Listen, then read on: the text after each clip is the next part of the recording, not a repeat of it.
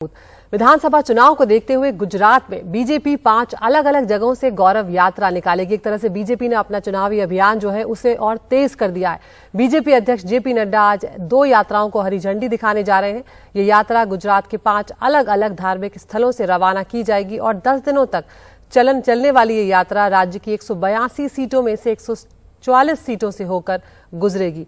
पहली जो 2 यात्राएं होंगी वो मेहसाणा जिले के बहुचराजी से कच्छ जिले के माता नौगढ़ तक जाने वाली है और दूसरी यात्रा द्वारका से पोरबंदर तक निकलेगी। दोनों ही जगहों पर बीजेपी अध्यक्ष जनसभाओं को भी संबोधित करेंगे। इसके अलावा 3 और यात्राएं जो होंगी उनको माना जा रहा है गृह मंत्री अमित शाह हरी झंडी दिखाएंगे। इन यात्राओं में वक्त वक्त पर केंद्रीय मंत्री और वरिष्ठ नेता भी शामिल होते रहेंगे और बीजेपी की जो उपलब्धियां हैं वो गिनवाते रहेंगे।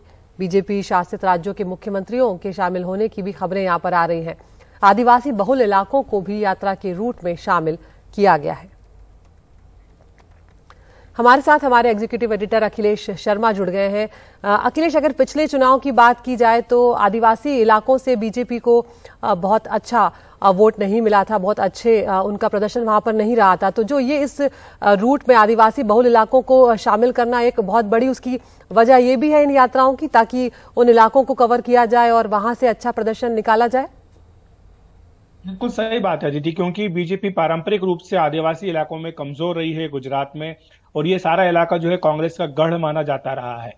जब नरेंद्र मोदी वहां के मुख्यमंत्री थे तब से ही बीजेपी लगातार ये प्रयास कर रही है कि जो आदिवासी बहुल इलाके हैं वहां पर अपनी ताकत को बढ़ाया जाए। और हाल ही में प्रधानमंत्री नरेंद्र मोदी ने गुजरात के जो आदिवासी इलाके हैं वहां का दौरा भी किया था। कई बड़ी विकास परियोजनाओं का ऐलान भी इन इलाकों के लिए किया गया है और इसलिए जो गौरव यात्रा आज से शुरू हो रही है, 5 गौरव यात्राएं अलग अलग धार्मिक स्थलों से शुरू की जा रही हैं, जिनमें से आज 2 को बीजेपी अध्यक्ष जेपी नड्डा हरी झंडी दिखाएंगे, बाकी 3 को गृह मंत्री अमित शाह हरी झंडी दिखाएंगे। और इनमें से कई सारी जो यात्राएं हैं वो आदिवासी बहुल इलाकों से गुजरेगी। करीब 5000 किलोमीटर की यात्रा का तय होगा इनके जरिए, और लोगों से सीधा संपर्क करने का प्रयास किया जा रहा है, क्योंकि जो गौरव यात्रा निकालने का सिलसिला है ये नरेंद्र मोदी जब मुख्यमंत्री थे गुजरात के, जब पहली बार बने थे उसके बाद से पहले विधानसभा चुनाव के समय से ही वहां पर गौरव यात्राएं निकलती आई हैं और ये हर विधानसभा चुनाव से ठीक पहले होती है। आप जानती हैं कि गुजरात में और हिमाचल प्रदेश में इसी साल विधानसभा के चुनाव होने हैं और किसी भी समय जो है विधानसभा चुनाव का ऐलान हो सकता है। और इसीलिए अब बीजेपी ने जनता के बीच जाने के लिए, सीधा संपर्क स्थापित करने के लिए ये 5 गौरव यात्राएं निकालने का फैसला किया है, जो कि अलग अलग धार्मिक स्थलों से निकलेंगी। और उसके बाद इनमें कहा गया है कि जो केंद्रीय मंत्री हैं, वरिष्ठ केंद्रीय मंत्री जिनमें भूपेंद्र यादव हैं, पीयूष गोयल हैं, प्रहलाद पटेल हैं, अनुराग सिंह ठाकुर, ये सभी इसमें समय समय पर शामिल होंगे। इसके अलावा बीजेपी शासित राज्यों के मुख्यमंत्रियों को भी कहा गया है कि वे भी इन यात्राओं में समय समय पर शामिल हों, ताकि बीजेपी देश भर में क्या कर रही है, अलग अलग राज्यों में क्या कर रही है, इसके बारे में भी गुजरात के लोगों को बताया जा सके। लेकिन हाँ, आदिवासी इलाकों पर खासतौर से फोकस है। जैसा मैंने कहा है कि कांग्रेस का गढ़ माने जाते हैं ये इलाके, और यहाँ पर बीजेपी अपनी पैठ बढ़ाना चाहती है। बिल्कुल अखिलेश, 2002 का भी आपने जिक्र किया जब बीजेपी को 127 सीटें मिली थी, लेकिन अगर 2017 की बात करें तो 99 सीटों पर पार्टी उस वक्त सिमट गई थी। कहीं ना कहीं बीजेपी और कांग्रेस में बिल्कुल कांटे की टक्कर देखने को मिली थी। और इस बार का लक्ष्य जो है, बार बार हम बीजेपी के तमाम नेताओं से सुनते हैं, 150 का लक्ष्य रख रहे हैं, जो अब तक गुजरात में किसी को हासिल नहीं हुआ है। तो ऐसे में उसके लिए खास तौर पर जातिगत जो समीकरण है उनको भी बिठाया जाएगा, और क्या टिकट के बंटवारे में भी खास चीजों का ख्याल रखा जाएगा? बिल्कुल, ये माना जा रहा है अदिति की बड़ी संख्या में मौजूदा विधायकों के टिकट काटे जाएंगे। हमने देखा था कि कोविड की दूसरी लहर के बाद जब बीजेपी ने गुजरात में परिवर्तन किया तो मुख्यमंत्री समेत सारे मंत्रियों को बदल दिया, जो कि कभी किसी राज्य में बीजेपी ने नहीं किया था। तो गुजरात में उसने ये प्रयोग किया है, उसे उम्मीद है कि इस प्रयोग को लेकर के उसे समर्थन भी जनता का मिलेगा। दूसरी तरफ विधायकों को लेकर के भी अगर नाराजगी है लोगों में तो वो भी दूर करने का प्रयास बीजेपी करेगी। और ये बीजेपी का हमेशा से फार्मूला रहा है गुजरात में कि कम से कम 30 से 35% मौजूदा विधायकों के टिकट काटे जाते हैं, तो संभव है कि इस बार भी यही होगा।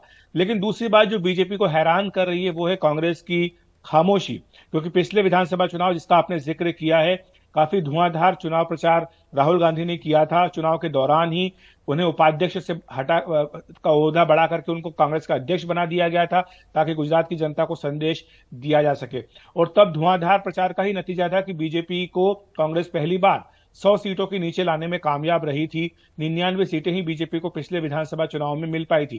कांग्रेस ने अपना वोट प्रतिशत भी बढ़ाया था, लेकिन इस बार कांग्रेस खामोश है, उसके नेता कहीं दिखाई नहीं दे रहे हैं। राहुल गांधी भारत जोड़ो यात्रा पर निकले हैं, लेकिन ये यात्रा गुजरात, हिमाचल प्रदेश नहीं जा रही है। दूसरी तरफ आम आदमी पार्टी जिस तरह का आक्रामक चुनाव प्रचार कर रही है, उसे लेकर के जरूर पर्यवेक्षक कह रहे हैं कि ये आम आदमी पार्टी चाहती है कि बीजेपी और आम आदमी पार्टी के बीच का मुकाबला बना दिया जाए और कांग्रेस को तीसरे नंबर पर धकेल दिया जाए। हालांकि यह कहना आसान है, करना मुश्किल है, क्योंकि कांग्रेस परंपरागत रूप से गुजरात में काफी मजबूत रही है। कम से कम 30 से 35% वोट वो हमेशा पाती रही है। तो इस बार उसकी क्या रणनीति है, ये किसी को समझ में नहीं आ रहा है कि क्या जमीन पे अंदर अंदर नीचे वो काम करे, जिस बारे में खुद पीएम मोदी भी इशारा कर चुके हैं। उन्होंने कहा है कार्यकर्ताओं को कि वो कांग्रेस से सतर्क रहे, क्योंकि कांग्रेस गांव गांव में जाकर के प्रचार कर रही है। बहुत बहुत शुक्रिया अखिलेश, विस्तार से गुजरात की राजनीति को समझाने के लिए और बीजेपी ने किस तरह से अपनी रणनीति, अपना चुनावी अभियान जो है वो गुजरात में तेज कर दिया है, इस सब की जानकारी इससे मिलती है, क्योंकि अब मिशन गुजरात जो है वो बीजेपी का तेज होता जा रहा है।